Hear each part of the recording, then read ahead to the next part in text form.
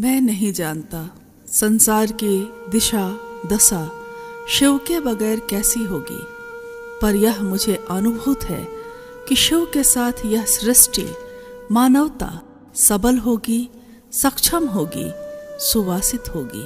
अस्तु आओ चले शिव की ओर। यह आवाहन है शिव शिष्य साहब श्री हरिंद्रानंद जी का, जिनका आगमन इस धराधाम पर 31 अक्टूबर सन 1948 को बिहार राज्य के सिवान जिले में अमलोरी नामक ग्राम में हुआ।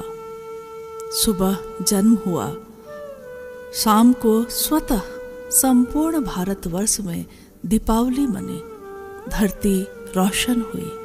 यह रोशनी सिर्फ दियों की नहीं थी, आदि गुरु शिव के शिष्य का आगमन हुआ था, जो इस जगत में शिव के गुरु स्वरूप की स्थापना के निमित्त मात्र ही आए थे। धरती के पर्वतों पर या मंदिरों में नहीं, बल्कि प्रत्येक मानव हृदय में। संपूर्ण मानव जीवन निष्प्राण काठ की प्रतिमूर्ति बनकर बस जी रहा था। उन्होंने अज्ञानता के गर्त में गिर रही निष्प्राण मानवता में प्राण फूंक दिए। विश्व के लोगों को समस्त संकीर्णताओं से मुक्त होने की राह दिखाई।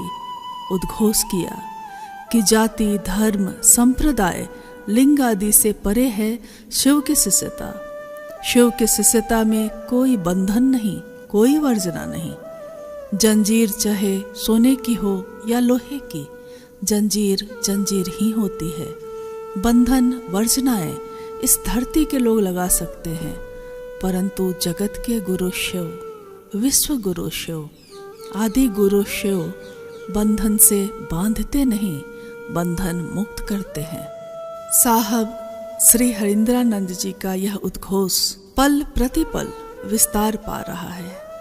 महागुरु महादेव की इच्छा के अनुरूप उन्होंने कहा कि मुझ में मानव चेतना के अभ्युदय की जिद है और इसके लिए मात्र एक ही विकल्प दिखता है, उस महागुरु महादेव को अपना गुरु बनाना।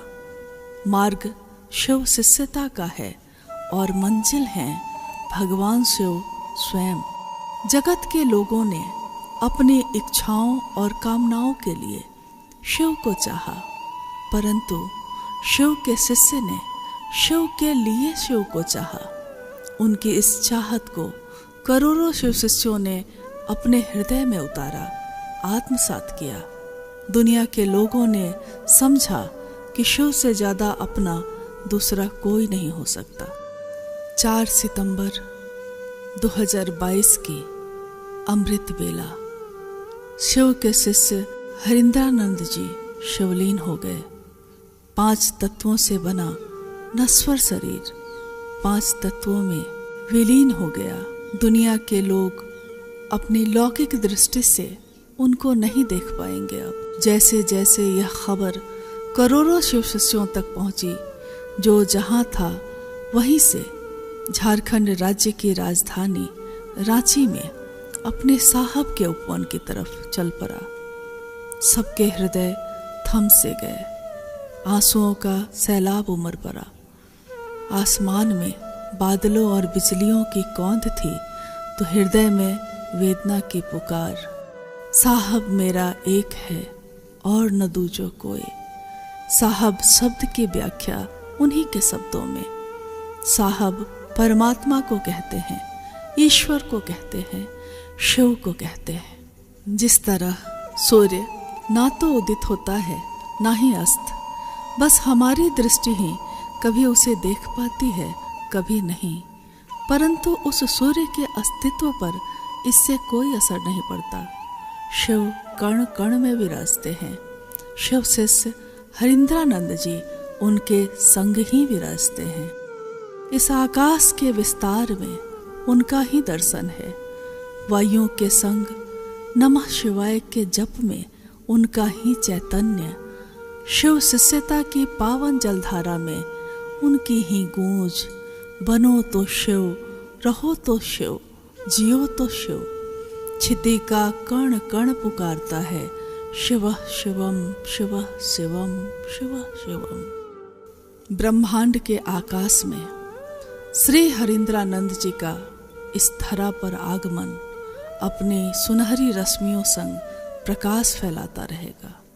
उन्होंने कहा कि शिव के शिष्य चलते फिरते मंदिर हैं, जो जहाँ जाते हैं अपने शिव के नाम का दिया जलाते हैं।